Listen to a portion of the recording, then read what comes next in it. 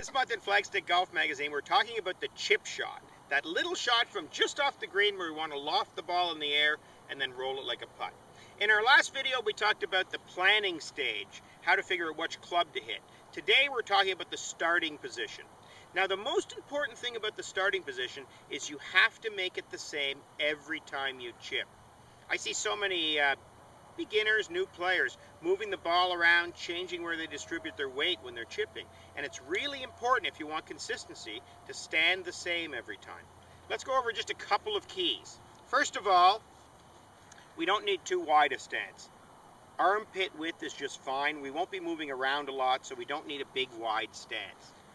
Number two, let's pull that lead foot back a little bit, because even on this small shot, we're going to be rotating the chest and swinging the arms through, and pulling the front foot back a little bit allows the motion to be a little smoother.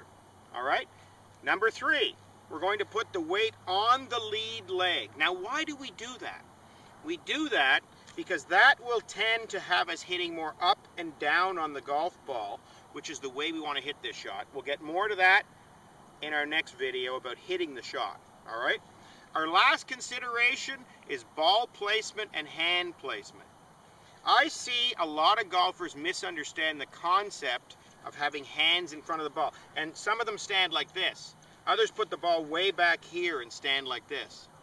If you want to hit consistent shots, you need to be pretty centered and pretty simple and pretty balanced. So let's do it this way. Let's look at the belly button. Let's move the ball a couple inches behind the belly button. Let's move the handle a couple of inches in front of the belly button. And now we've got a nice centered but aggressive looking chipping stance. Feet about armpit width, front foot pulled back, weight on the lead leg, hands a little forward, ball a little back, and we're ready to hit the shot. Let's hit the shot. A nice crisp little hit.